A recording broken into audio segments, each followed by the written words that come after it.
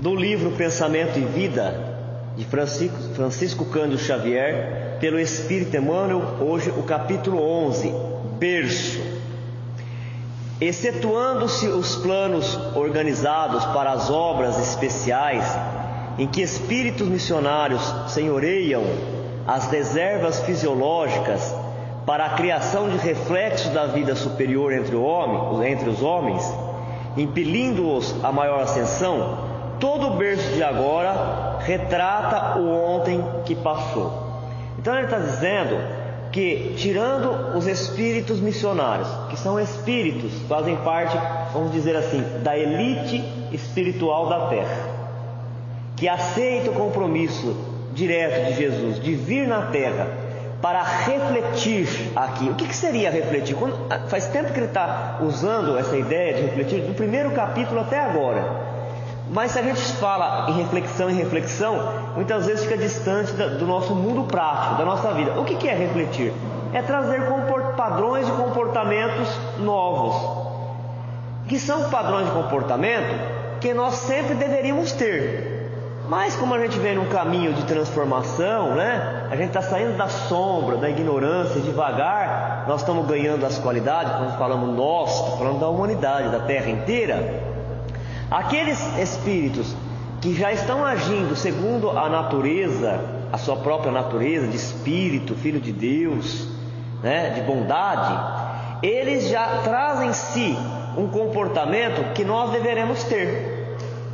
Então, como a gente aprende sempre por repetição e aprendemos sempre copiando do outro, por mais que nós achemos que uma ideia é nova, uma frase é nova, uma colocação é nova, um jeito de fazer é novo, nunca ele é.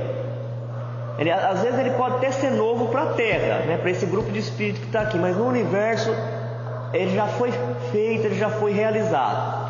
Então esses espíritos que fazem parte dessa camada mais alta, camada superior, eles já conseguiram entender mais, eles já conseguiram compreender melhor o que é a vida, como se deve agir. Então um ou outro aceita vir na Terra, e quando eles vêm, eles transferem para as células físicas o padrão deles, mas eles também acabam sendo limitados, né? Quando o espírito é muito nobre, quando o espírito é superior e ele encarna na Terra, ele tem que usar as possibilidades do corpo físico dos encarnados daquela época, vai herdar o padrão genético do pai e da mãe. O que o Emmanuel quis dizer nesse primeiro parágrafo? Que os espíritos superiores, esses espíritos com maior possibilidade, quando eles vêm aqui na Terra, eles ficam prejudicados, entre aspas, porque eles têm na sua mente muito mais capacidade do que o cérebro físico dos homens da Terra de agora pode oferecer.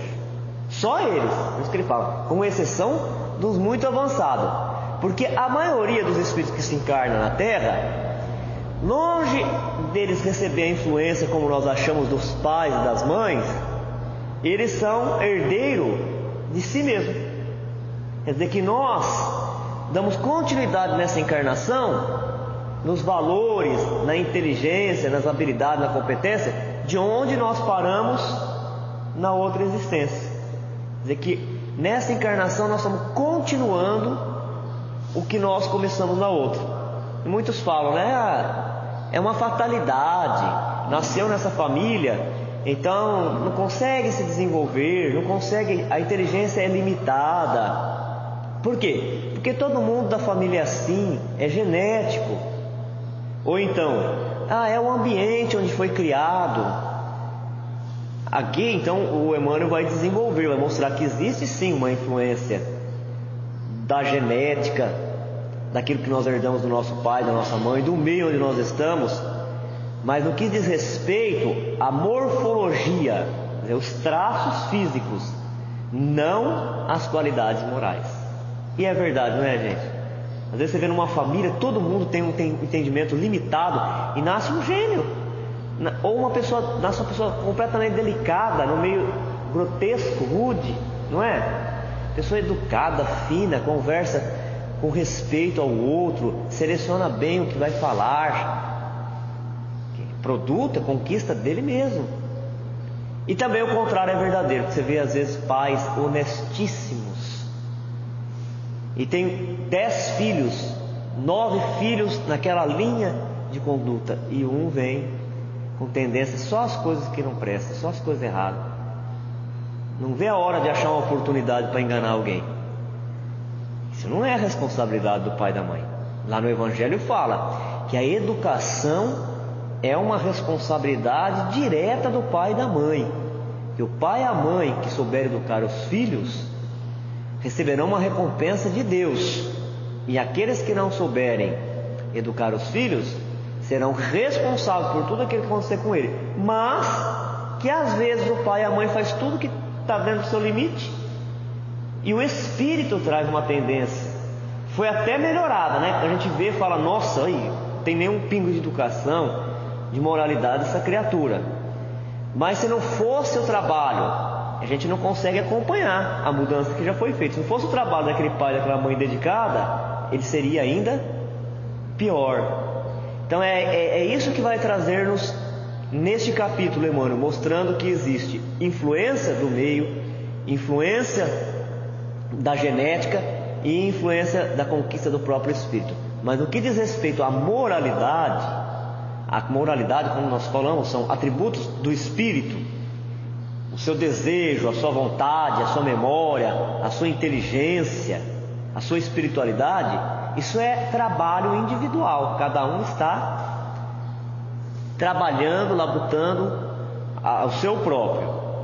Agora, os espíritos superiores, esses sim, quando eles vêm, quando eles se encarnam na Terra, por mais gabaritado que eles sejam, por mais preparado que eles sejam, por mais potencial que aquela mente tenha, as células físicas onde ele se enraiza, enraiza das suas células perispirituais, oferece para eles obstáculo, oferece para eles dificuldade de manifestar todo aquele potencial.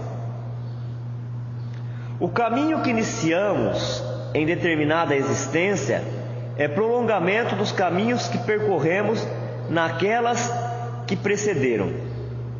Esfalfa-se a investigação científica na Terra estudando o continuismo biológico, que nós somos hoje, quando nós falamos das questões espirituais, trabalho, produto de nós mesmos, herança de nós mesmos em outras encarnações.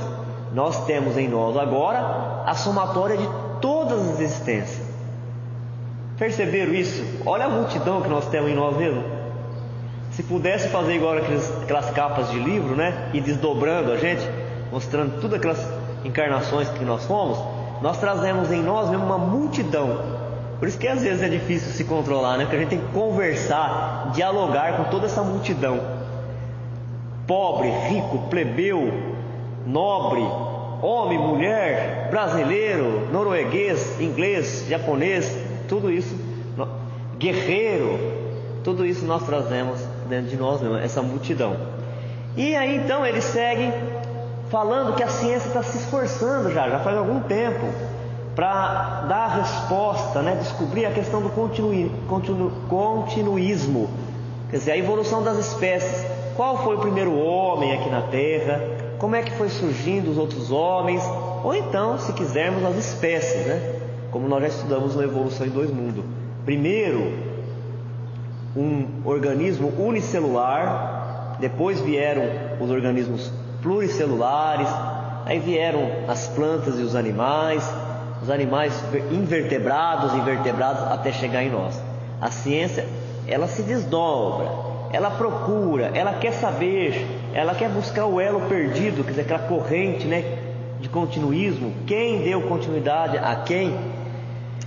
Mas toda vez que ela faz isso, ela fica limitada ao aspecto físico, às aparências, ao traço que nós temos. Olha, aquele primeiro peixe deixou a marca dele na rocha, vamos ver lá? Tá vendo? O esqueleto dele era assim, as vértebras eram assim, as costelinhas, depois vieram outro, parecido com este, só que já com um pouquinho modificado. Então isso me faz a crer que este veio daquele lá. Primeiro veio esse, depois veio aquele. Este deu origem àquele outro. Mas nunca a ciência chegou perto de explicar a evolução que nós temos. Porque olha só, agora falando disso, me ocorreu uma questão filosófica muito importante. Para aqueles que não acreditam em reencarnação, para aqueles que acreditam que a alma é criada junto com o corpo, se a alma é criada junto com o corpo, quando nós nascêssemos, nós não deveríamos nos comportar igual o primeiro homem? Acompanhe o meu raciocínio. Uma criança que nasce hoje, ela se comporta igual uma criança que nascia 50 anos atrás? O bebezinho? Não. E uma criança que nasceu 50 anos atrás se comporta como uma que nasceu há 500 anos atrás? E por que não? Se a teoria de que a alma é criada junto com o corpo, ela teria que se comportar igual aos primeiros, não é verdade? Sim ou não? Então, mas a evolução no corpo físico não explica isso, porque fala que toda vez é um cérebro novo. Se é um cérebro novo sem registro, por que então que essa criança que nasce ela não se comporta igual às primeiras? O Espiritismo vem explicar. Porque o espírito encarnado ele traz uma memória espiritual, e na hora que ele se liga àquele pacotinho de embrião, ele já lança o reflexo de tudo que ele é para aquelas células, herança de si mesmo. O formato do queixo, do cabelo, os traços, parecido com o do pai e da mãe, mas a maneira de lidar com o corpo é de cada um. Isso faz com que a gente veja o espírito encarnado, quando ele desencarna e ele reencarna em seguida, pelo gesto que ele tinha.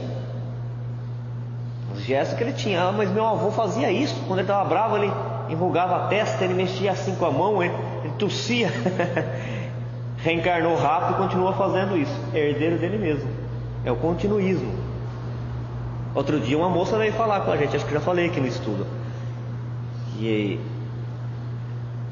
ela, com o bebezinho, ela foi no cemitério colocar lá, porque é católica, né? Foi colocar as flores e as velas. O bebezinho, tinha mal aprendido a falar, 2, 3 anos ali, e foi numa cova, num túmulo, olhou a fotografia de um parente. Vamos rezar o Pai Nosso pro tio, e rezava o Pai Nosso pro tio Antônio.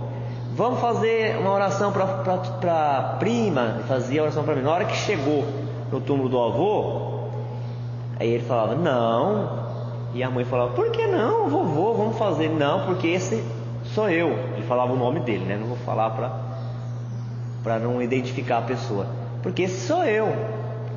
E confirmou o que ela percebia, porque o bebezinho ele entrava embaixo da mesa e fazia coisas, o jeito, os gestos que o avô fazia, igualzinho. Então é a continuidade de si mesmo. A ciência não explica. Quem explica é o Espiritismo. O Espiritismo e as outras doutrinas espiritualistas que reconhecem a reencarnação. Núcleos de cromossomos e veículos citoplasmáticos, fatores de ambiente e genealogias familiares são chamados pelos geneticistas a equação dos problemas de origem, e é natural que de suas indagações surjam resultados notáveis, quais sejam aqueles que tangem aos caracteres morfológicos e às surpresas da adaptação. Através dos estudos da ciência, eles descobriram que no núcleo da célula tem ali os cromossomos. Os cromossomos são as fitas de DNA, são código genético. Para uma célula do nosso corpo formar uma outra célula, ele precisa buscar informação ali. É por isso então que as células da pele se multiplicam e formam células da pele, igualzinho. Células do coração formam células do coração. Na célula reprodutora do pai, útero da mãe, vão essas informações que ele transfere para o filho. Isso foi percebido. A questão da adaptação. Temos aqui algumas milhares de bactérias. Todas elas são da mesma espécie. Mas algumas bactérias, 5 ou 6 dessas milhares, já têm esse material genético um pouquinho diferente. Enquanto o ambiente está desse jeito, a luz, a temperatura, a pressão, a quantidade de água, enquanto os fatores físicos estão desse jeito, continua nessa frequência, milhares de bactérias, e 5 um pouquinho diferente e da mesma espécie. Basta o ambiente mudar, ficar um pouco mais escuro ou mais ácido, aquelas outras, não tendo capacidade de suportar a mudança do meio, elas desaparecem. Aquelas 5 já tinham aquela modificaçãozinha, elas aguentam a viver, se adaptam e se multiplicam e formam milhares igual a ela. Pronto, já surgiu uma nova espécie. Neste campo, a ciência já fez avanços notáveis, ela chegou a essas conclusões. Mas sempre vamos observar que é sempre na parte física das coisas. Isso não explica essa evolução na inteligência, essa evolução nos comportamentos, que nós estamos tendo. O escalpelo da observação humana, porém, não consegue por agora ultrapassar o recinto externo da constituição orgânica, detendo-se no exame da conformação e da estatura, da pigmentação e do grupo sanguíneo, alusivos à filiação corpórea, já que os meandros da hereditariedade psíquica são, por enquanto, quase que integralmente inacessível à sondagem da inteligência terrestre. Mais uma vez, fala que a ciência se dedica muito à parte física, à parte da anatomia dos corpos, da morfologia, do formato dos órgãos e também da fisiologia, de como eles funcionam na parte física, como estatura, pigmentação, o grupo sanguíneo. Mas em relação à hereditariedade psíquica, que é como o espírito pensa, como é que ele pensa, de que jeito ele pensa, a ciência terrena sabe muito pouca coisa. E aí até nós mesmo, até nós mesmo dentro da religião sabemos quase nada. É um campo ainda cheio de mistérios, que nós estamos iniciando agora. A gente sabe que existe e quer aprender, mas é um campo inteiramente novo. Como é que funciona o campo das ideias, dos pensamentos? É que as células germinais, por semente vivas, reproduzem os nossos clichês da consciência no trabalho impalpável da formação de um corpo novo. Aí que vem a herança de nós mesmos. Ele diz que na nossa consciência, portanto no nosso espírito, tem os clichês. O que seria clichês? As fixações. Aquilo que nós mais pensamos, ela dá qualidade à nossa alma. A nossa mente, ela pensa, Então, quando ela pensa, ela forma imagens, ela dá forma ao fluido. E então fala que na hora da encarnação, nós aprendemos muito com detalhes como isso acontece na encarnação de Segismundo com André Luiz. E depois nós voltamos a estudar isso em Evolução em Dois Mundos. Fala lá, e o espírito, quando ele vai reencarnar, ele passa, está falando das cidades espirituais mais próximas da Terra. De repente a gente vai lá estudar em outro livro e ele fala sobre o processo de reencarnação de outra forma e vai falar, mas quem que está certo, este ou esse? Depende de onde você está, porque quanto mais para cima você está na evolução, menos matéria tem, mais materializado está. Os espíritos que estão próximos aqui da Terra, que estão nas cidades espirituais, eles já são benevolentes, eles são bons, não significa que são aperfeiçoados. Agora, quanto mais para cima, mais desmaterializado mais aperfeiçoado está, né? Mais próximo da pureza.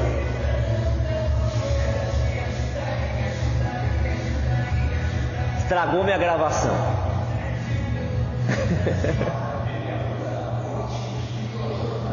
Aí então ele fala que, tomando como referência a colônia nosso lar. O que acontece com o perispírito lá antes de reencarnar? Primeira coisa que acontece: processo de redução da forma perispiritual. O espírito que está mais adiantado, ele faz sozinho isso. Ele se conscientiza da necessidade de voltar, ele implora a encarnação, porque a encarnação para o espírito é sempre essa oportunidade de retomada, de reinício. Ele vem buscar na encarnação as pessoas com quem ele já conviveu, para ele fazer melhor, mais bonito, para ele colaborar com o crescimento. Então ele quer demais. E os que estão vacilando ou falta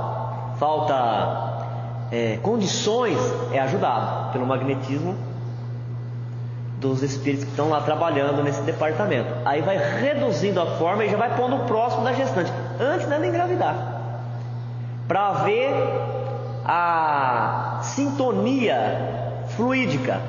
E a mãe então vai sendo trabalhada. Quando dorme, ela se desliga do corpo, eles vão conversando com ela e ela vai aceitando. E conforme ela vai aceitando, é como se fosse uma incorporação, né? Só que uma incorporação para o resto da vida. A gravidez é uma incorporação para o resto da vida. O trabalho mediúnico é aquele momento ali e pronto. Quando a mãe aceita um filho, vai ser para a eternidade depois. Mas é a mesma coisa, né? Vai havendo um diálogo com a mãe. Olha, é importante você trazer esse espírito, ele precisa aprender algumas coisas, vai ser importante para ele vai conseguir avançar, vai encontrar outras pessoas, precisar reparar, regenerar algumas coisas também, né? E ela vai aceitando, conversa com o pai também, porque também a vibração do pai ali naquele núcleo, ele pode trazer com mais facilidade, encorajar mais o espírito a vir, ou ele pode provocar a repulsão. E aí então, aquele espírito com o perispírito reduzido próximo da mãe, ele já vai trocando fluidos com a mãe. E aí quando há então a formação da célula ao ovo, o zigoto, ele já vai começando a ficar mais fortemente atraído e ligado fluidicamente.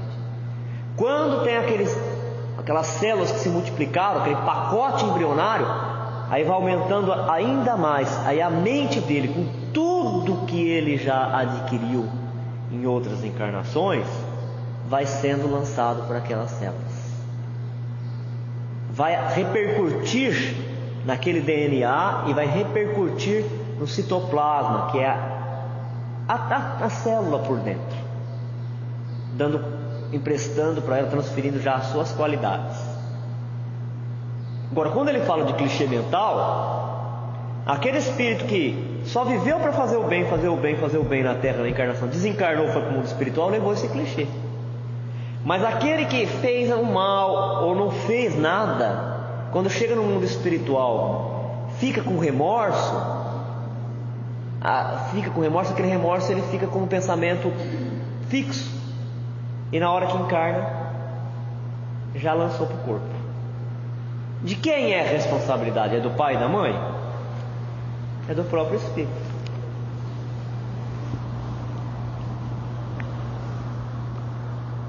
Olha só o que ele fala, ó. Na câmara uterina, está comparando o útero da mulher com uma câmara de materialização. Não tem aqui nos trabalhos, ou tinha, né? Os trabalhos de materialização de espírito, não tinha as câmaras escuras, onde os médios ficavam deitados numa maca, numa cama, era tudo escuro, janela tudo fechada, com cortina escura para não entrar luz, para não desintegrar o ectoplasma. Aí o médium de efeito físico entrava em transe, desprendia o fluido, o perispírito do espírito desencarnado assimilava esse ectoplasma e preenchia as células perispirituais, se tornando tangível.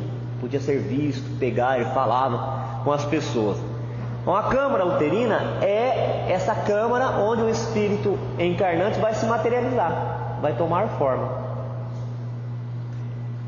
O reflexo dominante da nossa individualidade impressiona a chapa fetal, quer dizer, o reflexo dominante, aquilo que nós, é disso que nós temos que tomar cuidado, daquilo que nós mais pensamos. A gente fala, mas nós não somos evoluídos, então tem hora que a gente pensa bem, tem hora que a gente pensa mal. O que nós temos que cuidar é qual é o nosso pensamento predominante. Na maioria das vezes, o que nós estamos querendo, que é isso que repercute no nosso corpo.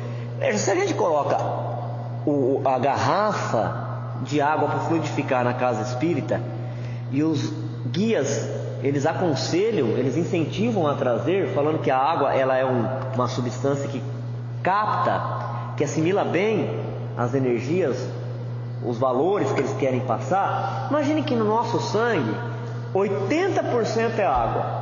Dentro de todas as células do nosso corpo tem água, até no osso que é durinho tem água. E a nossa mente não é um espírito? Não está vibrando? Se a gente está vibrando bem, pensando bem, com otimismo, com esperança, nós estamos passando a qualidade para esta água, nós estamos fluidificando esse copo de água para o nosso próprio corpo. Da mesma forma, o que o espírito tem mais, se ele tem mais mágoa, tem espírito que fica magoado nessa encarnação, vão para o mundo espiritual magoado e volta magoado, ele já passa ali para o novo corpo que está sendo formado, aí o coração já vem, né? Estômago, cérebro, com aquela qualidade.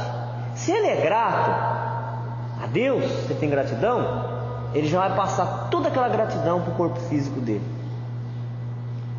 Por isso que a gente, a homenagem a essa semana, que foi a semana do combate ao suicídio, por isso que se faz tanto esforço para combater, para ajudar as pessoas a não chegar no suicídio. Porque o suicida, ele leva para a mente dele essa culpa, esse remorso, e na hora da encarnação ele já lança para essa chapa, né? Ele já imprime essa chapa de células. As células são inteiramente novas, mas ele já imprime lá o molde do seu padrão mental. Vocês viram as propagandas sobre o suicídio? Essa semana inteirinha ela circulou, mostrando que nós devemos ficar sempre atentos, porque antigamente tinha uma cultura de que as pessoas que falavam sobre o suicídio não cometiam suicídio. E nós percebemos, primeiro quem percebeu foram os especialistas que trabalham com isso, mas nós também percebemos que essa história não tem nada a ver, né? Ele fala, a pessoa está falando que vai se suicidar, que vai fazer isso, aquilo outro, para chamar a atenção, e é para chamar a atenção mesmo, porque a pessoa, quando ela quer se suicidar, ela não quer acabar com o corpo físico dela, ela quer acabar com a dor, ela sente uma dor profunda, ela quer acabar com a dor. Então o pessoal falava assim, quem fala não faz, esquenta não, cachorro que muito ladra não morde. Quantas vezes nós não vimos?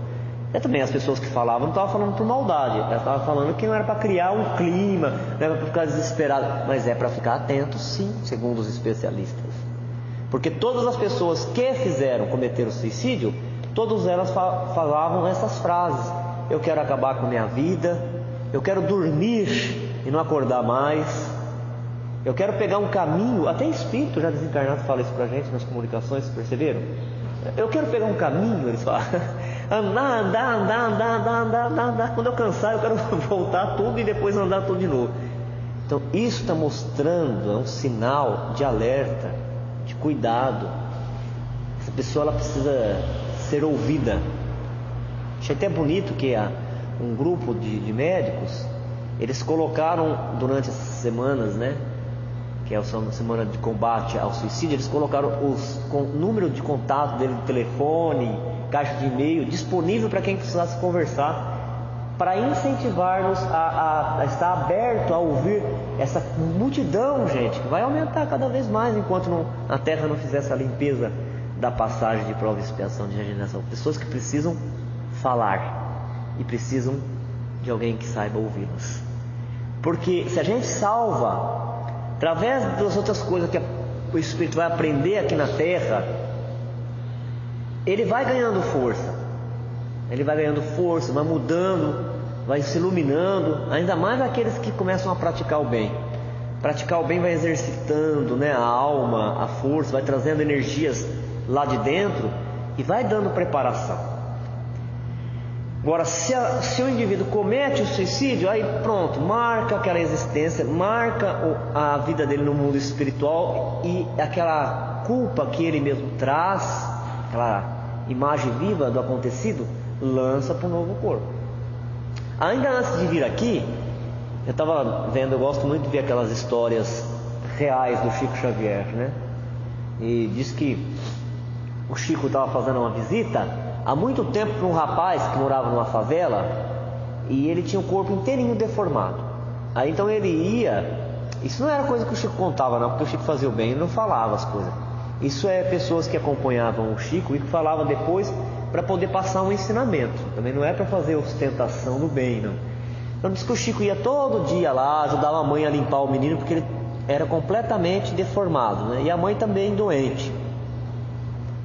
Ficava um tempinho com eles lá. E um dia, como tinha uma visita, um médico, não sei de qual cidade, estava ali visitando o Chico, foi com ele.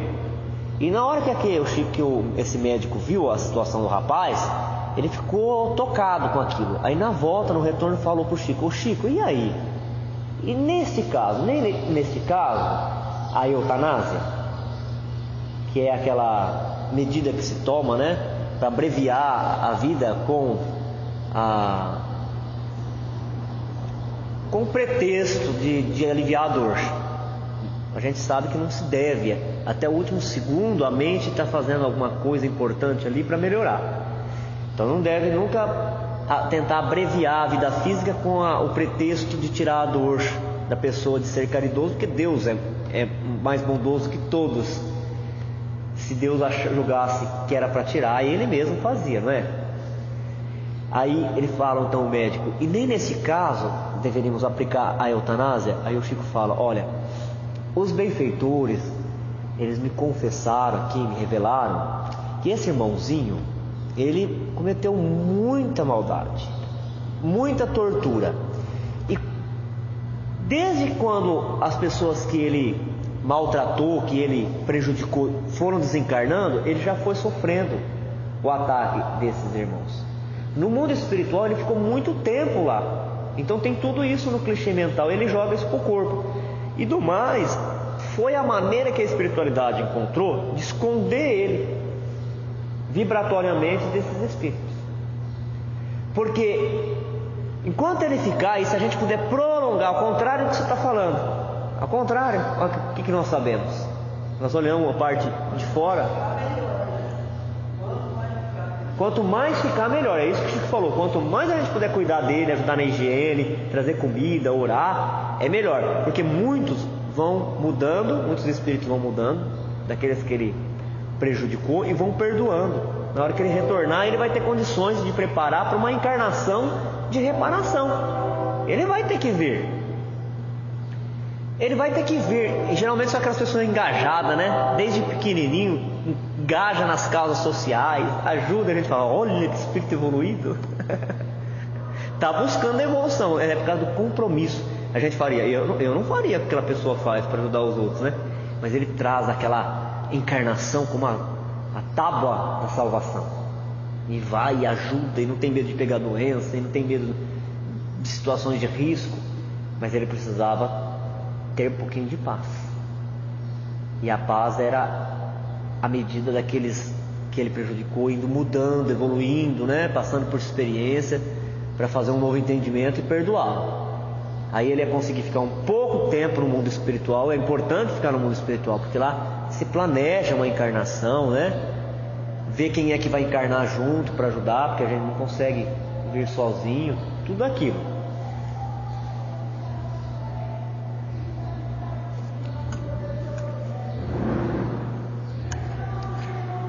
Hoje eu não vou poder mandar essa gravação para ninguém. Está cheio de propaganda política a minha gravação hoje.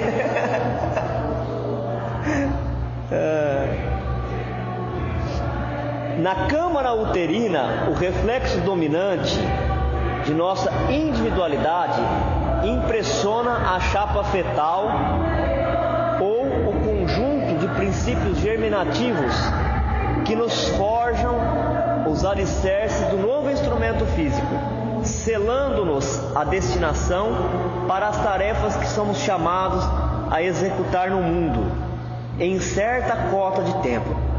Tem um lado bom disso. Se a gente já conseguiu plasmar nessa encarnação um corpo e está servindo de instrumento para o nosso aprendizado aqui na Terra. Nós temos, uma hora nós estamos bem, outra hora nós estamos mal, mas nós estamos conseguindo levar com ele e estudando como nós estamos, esforçando para praticar, quer dizer que na próxima encarnação nós vamos ter um corpo melhor, né? Então isso já é motivador.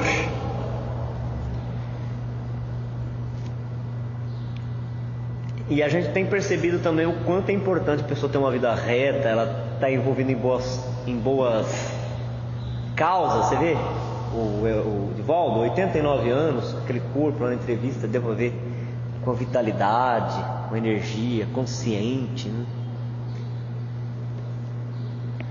Nisso não vai qualquer exaltação ao determinismo absoluto, porque ninguém pode suprimir o livre-arbítrio com o qual articulamos as causas de sofrimento ou reparação em nossos destinos, dentro do determinismo relativo em que marchamos para mais altas formas de emoção e pensamento, na conquista da liberdade suprema. O Emmanuel trouxe aqui uma argumentação lógica, racional. Ele fala: se nós estamos convencidos de que existe o livre-arbítrio, e todos nós temos liberdade, Deus nos confere essa liberdade de pensarmos do jeito que nós achamos certo, de agirmos como nós achamos que está certo, não seria diferente na hora de encarnarmos. E se nós considerarmos que nós estamos presos ao corpo físico e que nós estamos sofrendo as consequências do pai e da mãe, da herança biológica, estaria já tolhido o nosso livre-arbítrio. Eu não consigo fazer isso por causa do corpo que eu tenho, porque eu herdei do meu pai. Se eu não tivesse nascido nessa família, tivesse nascido numa outra família, talvez eu conseguiria fazer assim, assim, assim, o outro. E ele disse que não é assim que acontece, porque até nisso é respeitado o nosso livre-arbítrio. Nós temos as limitações que nós temos por nossa responsabilidade, e nós temos as conquistas, a competência, a habilidade, trabalho do nosso fruto do nosso próprio suor.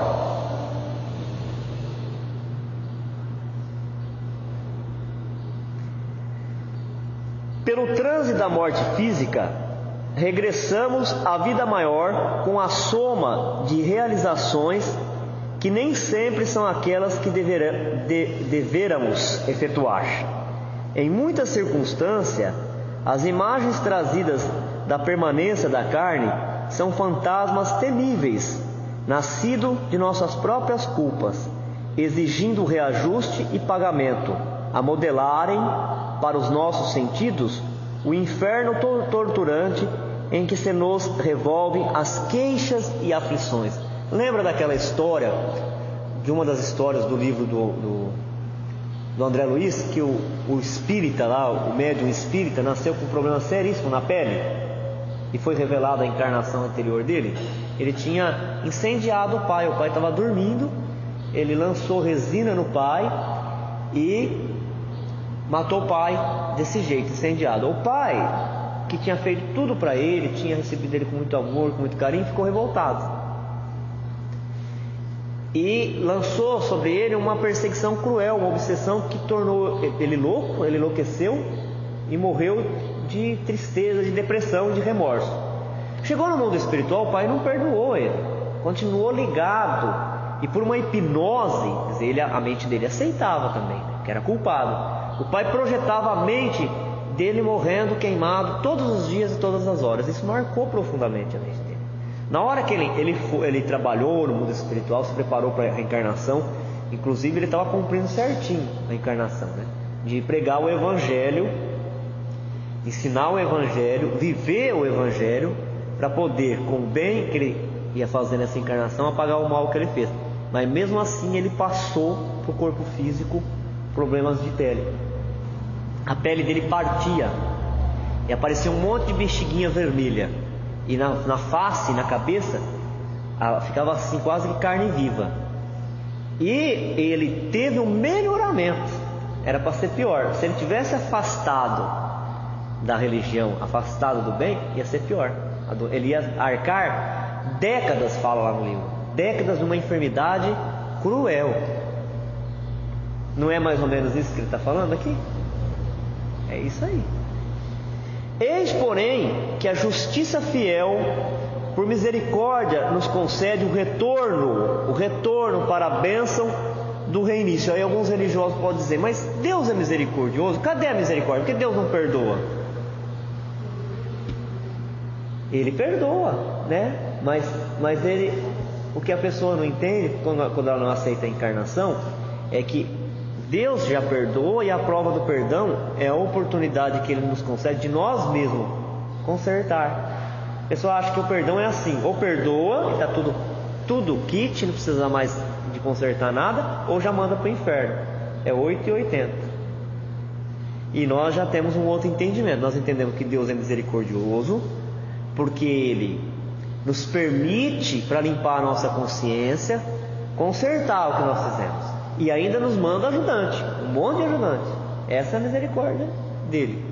Mas tudo que nós tiramos do lugar, nós temos que colocar no lugar. Retomamos assim, através do berço, por isso que o capítulo chama-se berço, né? Ah lá, retomamos assim, através do berço, o contato direto com os nossos credores e devedores, para a liquidação dos débitos que contraímos, cujo balanço efetivo jaz devidamente contabilizado nas leis divinas. É dessa maneira que comumente renascemos na terra, segundo as nossas dívidas ou conforme as nossas necessidades, assimilando para este fim a essência genética daqueles que se nos afinam com o modo de proceder e de ser. Aí ele fala assim: mas e por que nós somos tão parecidos com o nosso pai e nossa mãe, com os nossos irmãos? Porque em geral o grupo onde nós encarnamos são grupos familiares. Quer dizer, estão na mesma faixa, já vem anos, séculos encarnando junto, então tem o mesmo padrão de comportamento. Pensam mais ou menos do mesmo jeito sobre as coisas do mundo e da vida. Um ou outro é que vem fora do contexto. Ah lá, e ele vai falar desse um ou outro que vem fora do contexto. A maioria é desse grupo familiar mesmo. Quando desencarna, volta tudo junto para o mesmo lugar. Os problemas da hereditariedade, em razão disso, descendem de forma geral dos reflexos mentais que nos sejam próprios. Então vamos cuidar dos nossos reflexos mentais. Se são os nossos reflexos mentais que estão trazendo desconforto, desarmonia, vamos melhorar o nosso reflexo mental. Como? Oração, boa leitura, boa prática, e persistir, porque não é de uma hora para outra que a gente vai conseguir também. E encerrando: em verdade, por vezes, abnegados corações, cultivando a leira do amor pelo sacrifício, trazem a si corações desditosos, guardando transitoriamente nos braços monstruosas aberrações que destoam do elevado nível em que já se instalaram.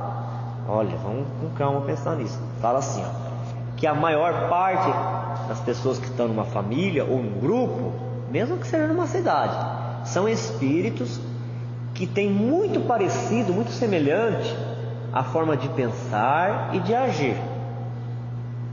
Por isso que dá a impressão que nós herdamos mesmo da parte genética. Mais vez ou outra, um grupo familiar recebe por sacrifício. Quer dizer, Deus pediu e eles aceitaram verdadeiras monstruosas aberrações. Quer dizer, espíritos que estão muito aquém da evolução daquele grupo, muito atrasado. Mas pasmem, mesmo assim é do grupo familiar. A ovelha negra da família ficou atrasado no tempo, quer dizer, as decisões desse espírito fez ele ficar lá estacionado, mas era do grupo, que agora vem tentar ser resgatado. Está muito diferente, lógico, os outros fizeram uma outra caminhada, né? Se esforçaram, trabalharam, e ele preferiu ficar lá, no vício, na maldade, na preguiça, mas é daquele grupo. Então Deus fala: olha, é meu filho também, vamos trazer ele de volta, vamos ver o que a gente pode. E na hora que encarna, todo mundo fica arrepiado, né? Fala: que é isso daí? Da onde veio isso? Contudo, devemos semelhantes exceções ao espírito de renúncia, com que fazem emergir das regiões infernais. Das regiões infernais. Mas olha só, velhos laços afetivos. Nunca que, não tem nada a ver com aquele grupo. Distanciados no tempo, usando o divino atributo da caridade. De conformidade com a regra, porém, nosso berço no mundo é reflexo das nossas necessidades. Então, tirando essas partes que um grupo recebe por caridade, por espírito de renúncia, para poder ajudar um muito atrasado, as encarnações, na maioria das vezes, é de acordo com as nossas necessidades, né? Com o reflexo das nossas necessidades. Eu tenho que desenvolver um pouquinho mais a paciência, eu vou encarnar num grupo de pessoas que vão me exigir a paciência. Eu estou muito egoísta, então eu vou encarnar na Terra e vai acontecer coisas que vão ajudar a treinar a superação do egoísmo. E a gente fala, por que tudo acontece comigo? É para acontecer, se não acontecer, né? Como é que você vai treinar? O ralador. O que não pode é procurar. Isso que a gente peca, né? A gente já tem essas situações que vão acontecer conosco, às vezes a gente procura mais na encarnação, que aí vai ser tratada no Evangelho como as causas atuais das aflições.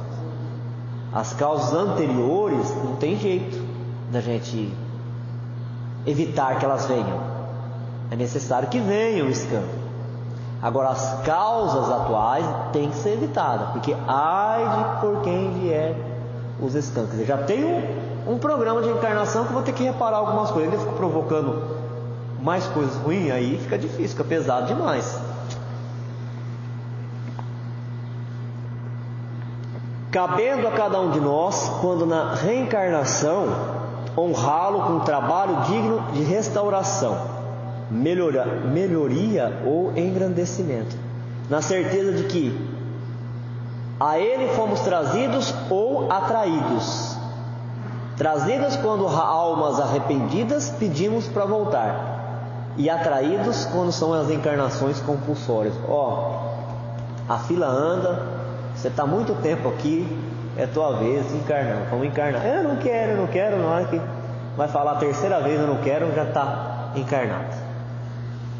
Segundo os problemas da regeneração ou da mordomia de que carecemos na recomposição do nosso destino perante o futuro.